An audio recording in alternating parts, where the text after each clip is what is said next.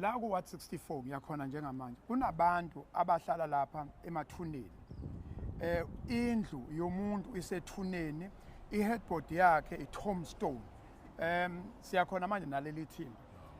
Awudlulise angazi noma ngabe desperate kodwa ubuntu ke manje asakhuluma ukuthi indawo okuhlala yona angeke size sikwazi ukuthi singakha emathuneni emthombeni.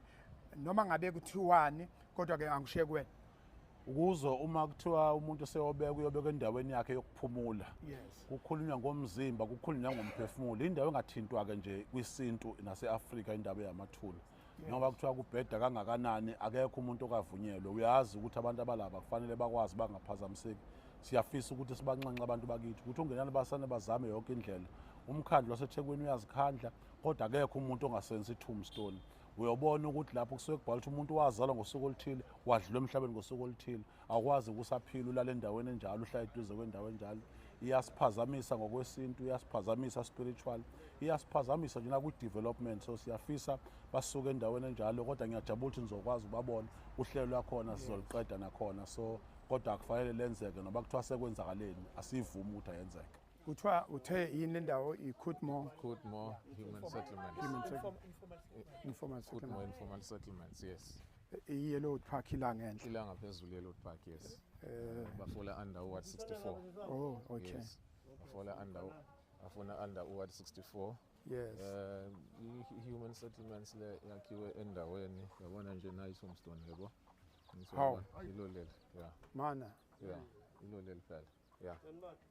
Nanka. Tombstone. Yeah. Yeah, ilona ithuna leli. Yeah. Nanka manje lapha. La ukhona lihle khona phakathi. How? Yeah. Also. How? So yeah. So sizo Ufuna ukubona kusekhona. kukhona. Ufuna ukubona kahle ngapha. Yeah. Yeah. Elinye lelo phekalo le. Mathunzi. Ilona nongalo lelo. Oh, nayidu lo. Yeah, njengoba kade ngisho ukuthi awubumdabu basendeni. Awubumdabu basendeni. Yeah, uBK Naidoo. Kodwa siwasha iwashing nje. Yiwo lawo. Sine kunalutho. Yeah. Normal. Yiwo lawo. Yeah, nangu. Uchethi lo. Yeah, uchethi lo. Ulashman. Yeah. Yiwo nje lawo. 1935 1941. Ayiqala ke le. Nali yalbo? Nali yalbo? Okay. Yeah. Yini lo sikhombisa? Isona nali nje. Okay. No, intombazane yayilapha yawuyigqibe okwenile inkukhu umfana lapha. Futhi hayi umfana indoda endala yakwaZuma ngala enseleni noma kephi ngala kule ndawo zakoMandeni. Yeah, ngalo wakanhleko lo mjida lo. Yeah. Yes. Ngise owenkampani kaSimende nayi la ngemuva sifike kuyona. Yeah, kwa NPC. Way la phezulu. N2, yes. Yellow Park nayi la phezulu. Hey. Akaze kuyizwe. Yabona ke le. Yabona ke le. Akaze kuyizwe. Hawu. Yebo sixakekile. Yeah. Webandla. Okay. Niyaphila bafowethu. Hayi sikhona. Angithi yabona. Iyazisho nje. Iyazisho nje nongalo. Siyayazi phela indunduma ngithi. Siyayazi. Hey, singahambini kakhulu sesigcine sesiduka nathi mase siphuma la ngapha. Kodwa hayi soyibamba. Yaphela mfowethu sibona lesimo. Na uhlala lana wena ukhuzo? Yebo. Uhlala kuphi ekhaya? Ekhaya kuseyisenkeni. Ufike nini la? Uhlala lana ngeke ngikwazi ukuyibala iminyaka sengineminyaka. Suneminyaka. Ngisho ukuthi uhlela not eThekwini uhleli kule ndawo. Ngisho ngihleli kule ndawo. Ni ufike kubantu bokuqala abafikela noma ufike sekunabantu abahlalayo? Noma ngifike kunabantu abahlalayo kodwa the most yabantu ifikele kumina. Bafikele kuwena. Lana kuthiwa kunamathuna la nami sengeke ngabona. Nakhetha kanjani ukuthi nivele nithi sizohlala la? Njengoba sengishilo ukuthi kwakunabantu ababevele behlala. Nathi ke safike sashutheka sahlala. Awethukanga ngosuku lokuqala ukuthi kanti kuhlala emathuneni. Ungethuki ngeke ungethuki ba. uzokwethuka kodwa ngenxa yesimo uzogcina usuncenga khona la. Isiphi lesimo esicindezela ukuthi indawo zingekho ngoba azikho indawo kodwa ukhetha ukuyohlala ngasemathuneni Yingoba ngabona ithuba lokuhlala emathuneni njengoba ngafika kuhlaliwe uhlala emathuneni Luthini uhlelo lwenu manihleli nje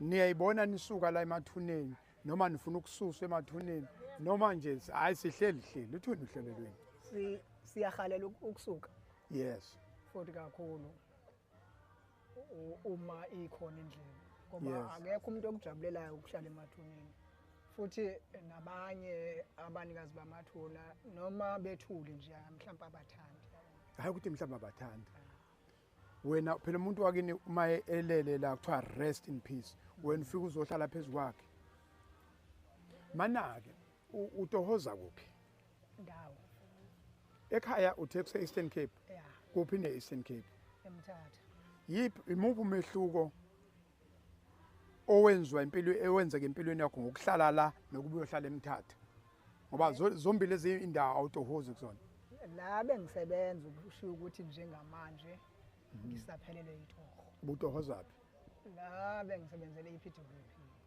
iPWP oh ngisweke njengabanye laba yes kodwa ubona kungcono ukuthi kunokuhlala emathuneni uhlale eMthatha ekhaya ikuphi okungcono okungcono uzikhangelela amatoho edolobheni lethe ukuba likhulu ngoba kulandawo yaseMthatha asinawo amafema yabo elingani zami akekho umuntu ongazondla mangathiwa mina ngiyohlala ekhaya njengamanje yabo zikhona ingane osuyizalelela noma ufike nazo zikhona baba mhlambe endalini neminyaka emingaka wayitholela la emathuneni wayitholela la emathuneni kanti zikhona nezinye esezaqedwa omati matric zizalelwe la zizalelwe la emathuneni Africa my continent Africa my home sise Africa kuyi South Africa sikwaZulu seThekwini mawuhamba la ngo N2 lo u-N2 lo uzokufikisa eMthatha u-N2 lo ungakususa eMelo usuke eMelo eMpumalanga ila ohlangana khona neN17 ukuthatha ukufaka eMthatha udlule eMthatha ukufaka eWestern Cape iwona uN2 lo la phezulu NPC uCement inkampani yakho uCement la kune Yellow Park la okuhlala khona abantu abangcoba ngcono noma bengadleli kaPondo kodwa bakhona abadleli kaPondo bese siba nalendawo noma singasalikhumbula igama lamathuna ukuthi kwakuthiwa yini lamathuna nani banginisabona hayi angilibonanga kodwa ngiyacabanga ukuthi iCottmore what uCottmore Road la Cottmore Squatter Camp yeah or Cottmore Graveyard okusho ukuthi ke umuntu wayekade encwabela njengamanje usenkingeni ukuthi ngeke salibona nje ithuna lakhe ngisho bekuthiwa ufuna ukuzokwenza lupho usiko ngoba manje sihleli sizakhamuzi siyaqala ke lokhu siyakweshwama siyabonga bafowethu ukuthi nisivezela kahle kanti no MEC ube khona na inhloko omnyango ikhona sizobuka kanye sibabaze ngoba into yokuqala before sikhulume ngezindla sikhulume iqiniso ayikho le into yokuqala funa sikhulume iqiniso ukuthi ayikho noma singahlupheka kanjani angeke uyohlala ethuneni indawo yabantu asebephumule okufuna bephumule ngokuthula kungcono ungathiwa impela sivaleke angani mahlala emgwaqweni la singahlala khona kodwa nje emathuneni mina I for one angiboni ngempela hloko omnyango ake sikhulume nawe nanga umfowethu uthi yena usuke eEastern Cape futhi uyachaza ukuthi umsebenzi hayi ngoba kunomsebenzi ospecial awuzelela akatohozi amathuba kuthiwa awekho eMthatha kodwa hloko yomnyango sikubambe la sila nawe lokhu ibambela no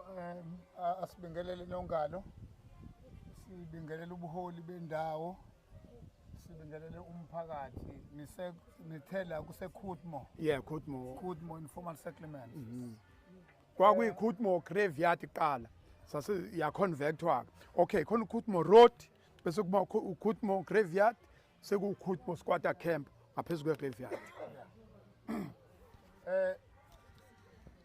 nongalo nomphakathi angiqale ngokuthi ngiyashokheka ukubona lokho engikubonayo ngiyazi ukuthi kwisifundazwe sakithi sinomsebenzi wokuqeda imijondolo. Yes. Siyazi ukuthi kunabantu abahleli ezindaweni ukuthi makune disaster bakhe imijondolo yabo ngasemfuleni. Yes. Bengithi silwa naleso simo leso. Yes. Bengazi ke ukuthi kunabantu abakhe phezulu kwamathuna, ithuna lisendlini, iheadboard, i-tombstone.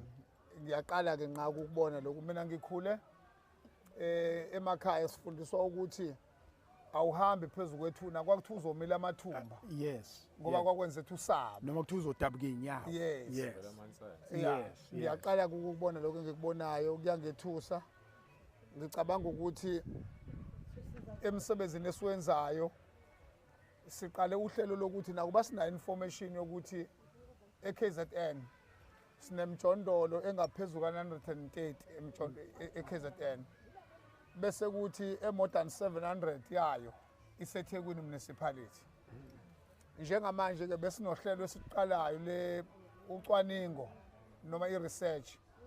Sifuna ukubuka ukuthi njengoba sinale mjondolo engaka eKZN, sisenza ucwaningo oluthi mingaki lemjondolo.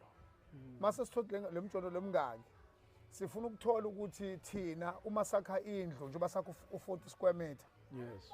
sidinga isite engakanani. Khona sizobona ukuthi uma uthatha yonke lemjondolo esinayo eKZN udinga umhlaba ongakanani. Singathi nje sidinga umhlaba, sifuna ukusho sithi sidinga ama hectares angaka uma sithi sinenhloso yokuqeda imjondolo eKZN. Number 2, sifuna ukuthi sibone ukuthi njengoba indlu njengamanje indlu yomxhaso njengamanje between 183,000 up to 220,000. Kudepend ukuthi uyakha kuphi, yabo. Sifuna ukuthi ke sibone ukuthi mase sazi ukuthi umhlaba esudingayo ungaka, sidinga imali engakanani ukuthenga umhlaba ukuze sakhele abantu abahlala emjondolo. Sidinga malini ukuthi sakhe izindlu. Sikulomkhankaso okwenza ucwaningo onjalo. Kodwa ke sifuna ukusho Nongalo ukuthi ikhona into esikholelwayo yokuthi njengoba uhulumeni wakithi unenhloso ngqanga ezintathu. Okokuqala uthi ufuna ukukhulisa umnotho ohlomulisa wonke umuntu nokwakha amathuba emisebenzi. Number 2, uhulumeni wakithi uthi ufuna ukuqeda isimo sendlala abese enza izimo zokuphila zibe ngcono. Okwesithathu uthi uhulumeni wakithi ufuna ukwakha uhulumeni okwaziyo ukwenza izinto nohulumeni ongenayo i-corruption o-ethical. Now ngifuna ukungena kule yokuqala ke ukuthi sifuna ukwakha uhulumeni okhulisa umnotho wakhe namathuba emisebenzi. Nginayo into ethi into eyenza sibe nale mjondolo engaka kakhulu enye yazo ukuthi abantu bakithi beza emadolobheni njengoba ubaba kaDesho ngoba bezitshela ukuthi yila ekuzoba khona namathuba emisebenzi. So ke thina ke njengomnyango sifuna ukuqinisa kakhulu kunohlelo esilakhayo izinto esizibiza nge-social housing, ezinye sizibiza nge-community residential unit, okusho ukuthi izindlu zokuqashisa lezo. Ngoba abanye balabantu banazo izindlu emakhaya, uhulumeni usebakhela izindlu, kodwa bayazishiya lezo zindlu beze emjondolo ngenhloso ukuthi bafuna amathuba emisebenzi. Yes. Sifuna ukuqinisa kakhulu ukuthi sakhe i-rental stock ukuze labantu uma uhulumeni siphumelela njengohulumeni ukwakha lamathuba emisebenzi, uma bethola amathuba emisebenzi bakwazi ukuqasha ezindaweni ezihloniphekile ukuze bangakhi imjondolo.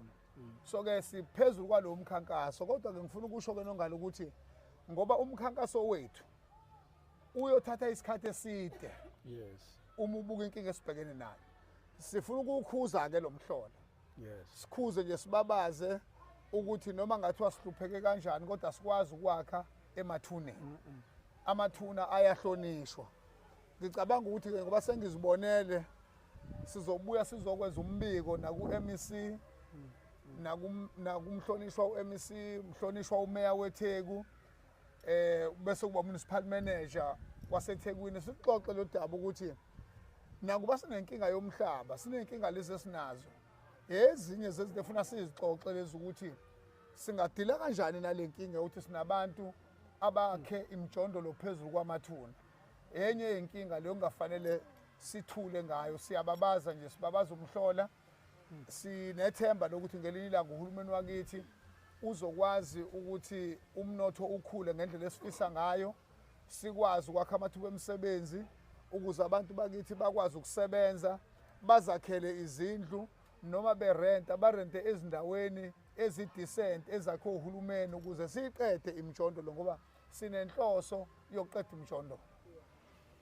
Inhloko yomnyango lo ubaba uMbili kwi-province uyena ke obhekene nalesimo njengoba esho nayo uya kweshwama nami ngiya kweshwama bese ngaze sibonge nje mfowethu ukuthi ke sithi sihamba ngokunye bese uyasidonsa ukuthi hayi kodwa ake sizobheka la ayikho bafowethu nodadewethu lena ayikho. Mina ngizosho lokugcina awukwazi ukuthi ungathi uvuka ethuneni uthi uyofesa uyofuna amathuba omsebenzi inhlahla uzoyithathaphi. Hayi bafuthu ngeke inhlahla sesikhuluma makuthiwa khona into ekuthiwa inhlahla izohlala kanjani inhlahla wena ulele phezulu kwethuna uvuke lapho uthi uyokhompyutha noma uyoncintisana nabantu abafaka ama-CV abaqhamuka emakhaya noma ngaba alikho decent noma uqhamuka emjondolo kodwa lo mjondolo uyimele hayi osethuneni. Hayi bafuthu singayicindezeli thina uyabona-ke la sizicindezela thina angikhathali noma singathini thina sicindezelana awukwazi ukuthi singabheka noma yini la singahlala khona kodwa emathuneni mina hayi ngeke ithuna liyahlonishwa nawe nje mawungathiwa nje kini khona umuntu uyafika kini owakhe emathuneni akini ungathini wena nakuyake kodwa nohleli kini ekhaya nanguyake nakuyake uma ungafika ekhaya kunomuntu owakhe ethuneni lakini ungenza njani? Ngalwa naye. Ungalwa naye. Ubuza ukuthi ufike kanjani bekwenzekeni ezefike la. Yeah. Yithi la. Ikithi la. Ungalunqamle ingalo. Konke engenakho kuma ukuthi ngifuna ukwenza ngenzi akwenzeki. Yes. Kungaphela. Yes. Mana before sifika wena uhleli kuphi la na uhlela la emjondolo khona la emathuneni kanti ungalwa uma ufika ekhaya behlele ethuneni lakini kodwa wena uhlele emathuneni la awabantu akwazi ngafica hleliwe nami ngifuna impilo ngizethekwini ngemali imali ngizohlanganisa impilo yami nemndeni yami emathuneni abantu kumanje akekho ngaziyo mina ukuthi impilo yami ephilwa yimi kodwa ngiphilisana noma ubani la ngaphakathi ngificela kuhleliwe afika nami ngahlala understand futhi kuyenzeka ngaphila ngiyaphila namanje mina futhi basekhombisa wami ngihlala ingane zami nengamfazi ngihlala nabantu bami nengane zami nabazukulu anginamanga nababa kodwa ngingaka ngokuthi ngifikela kufika khona empilweni okuphilwa kuyona nami ngafike ngaphila nabantu abaphilayo bayaphila abantu akho umuntu ongangazi nami nemjondolo kodwa akekho umuntu ongazela ububi ngizela ukuthi ngiyaphila. Siyabonga kakhulu Qhawe kithi nanti iqhawe belibeka nalo beka Qhawe lakithi ngiyafuna mina into osizwe sonke ukuthi ithini inkulumo mfowethu sithatha usibeke. Hayi wona bhuti Msweli bengithi nje ngifuna ukuthi ngeke ngikubeke ngiyajabula ukuthi namhlanje uze wathola ithuba lokuthi uyazi la. Yes. Empeleni le ndawo ineminyaka engaphezulu ko-35 zonke lezi ngane ezizalelwe la ozibonayo zile uyabo thina ukuqala ukuthi ukufika khona besiyizingane but ngoba isimo uma ngabe ngakutshela ukuthi abokuqala bathola idemocration ngo-2002-4 lapho nje akuzange kuze kuhambe ngokweqiniso ngoba abantu ababekhona lapho izinto bayinikeza abantu ababevele behlala emajaldini saxakeka ukuthi labantu akade benza iprofiling la kwenzeka kanjani mangabe kusasela abazali nezingane ezisakhula njengoba uzinto okunika sithi zonke lezi ngane la bazelwe la so kunesimo kwathina ethola ukuthi singaphezulu kwamanje ngeke ukuthi uzokhipha abantu ukuthi asiyoqala phansi silwe sibafake kwenye indawo engewona amathuna nawo kuzobe sekuqala phansi ini ukuthi kuchitheke igazi oba nohulumeni ngeke azakuthanda uzothumela amaphoyisa sesiqala phansi silimaza abantu kugcine sekuyinhlekelele kodwa nje lokho kushoyo sonke siyakwazi ukuthi akubusisekile ukuhlala emathuneni kodwa ngesimo esithuka sibhekene naso manje ngoba nathi sesikhulile sesamadoda siyakwazi ukuzilwela siyazama esikuzamayo kodwa-ke kuyabhutsha kodwa ngoba namhlanje usufikile nawo uminister siyabonga ocomrade-ke sijwayele ukubabona bayasazi isimo sethu siyabonga umfowethu ukuthi ukwazi ukuthi azokuletha la Menge nganikhombisa enye indawo ngale la sinendawo la ehlala amanzi mengabe kunethile imizi imbozwa amanzi kanje. Enganikhombisa le nkampani yakhe la silwe kakhulu silwa nayo isivale la bekuhamba khona ke lawo manzi ke. Okukuthi menganetha kusuka namhlanje kuyakusasa okuthi yonke le mizi la nabantu abala indaba yabayikho. Na ama container abankankile asuka lapha manje dryat.